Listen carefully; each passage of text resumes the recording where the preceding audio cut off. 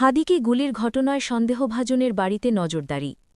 রাজধানীর বিজয়নগরে ইনকিলাব মঞ্চের মুখপাত্র ও ঢাকা ৮ আসনের সংসদ সদস্য প্রার্থী শরীফ ওসমান হাদিকে গুলি করার ঘটনায় সন্দেহভাজন ফয়সাল করিম মাসুদ ওরফে রাহুলের বাড়ি পটুয়াখালীর বাউফল উপজেলায় বলে নিশ্চিত করেছে পুলিশ। শনিবার ১৩ ডিসেম্বর তার বাড়ি ও আশপাশের এলাকায় নজরদারি বাড়ানো হয়েছে বলে জানিয়েছে পুলিশ।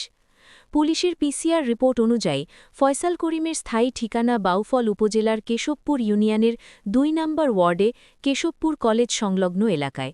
তার বাবার নাম হুমায়ুন কবির। বর্তমানে তিনি ঢাকার আদাবর থানাধীন পিসি কালচার হাউজিং সোসাইটি এলাকায় বসবাস করেন। আদাবর থানায় তার বিরুদ্ধে একটি মামলা রয়েছে বলেও প্রতিবেদনে উল্লেখ করা হয়েছে। ফয়সাল করিম মাসুদের পিসিআর রিপোর্টের তথ্য ও ছবি সামাজিক যোগাযোগ মাধ্যমে ছড়িয়ে পড়লে বিষয়টি দেশজুড়ে আলোচনার জন্ম দেয়।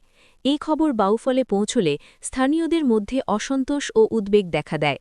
পটুয়াখালীর পুলিশ সুপার মোহাম্মদ আবু ইউসুফ জানান, বিষয়টি অত্যন্ত গুরুত্বের সঙ্গে পর্যবেক্ষণ করা হচ্ছে। আইন শৃঙ্খলা পরিস্থিতি স্বাভাবিক রাখতে বাউফল সহ সংশ্লিষ্ট এলাকায় পুলিশি তৎপরতা জোরদার করা হয়েছে। তিনি বলেন, প্রাপ্ত তথ্যানুযায়ী সন্দেহভাজন ফয়সাল করিমের পরিবারের কেউ বর্তমানে ওই বাড়িতে বসবাস করছেন না। তারা অনেক আগেই তাদের সম্পত্তি বিক্রি করে এলাকা ত্যাগ করেছেন। তবে যে কোনো অপ্রীতিকর পরিস্থিতি এড়াতে এলাকায় বাড়তি নজরদারি রাখা হয়েছে। তদন্ত শেষে যাচাই-বাছাই সাপেক্ষে প্রয়োজনীয় ব্যবস্থা নেওয়া হবে। উল্লেখ্য, ঘটনার দিন দুপুরে রাজধানীর বিজয়নগরের বক্স কালভার্ট এলাকায় শরীফ ওসমান হাদিকে গুলি ছোড়া হয়। এতে তিনি গুরুতর আহত হন।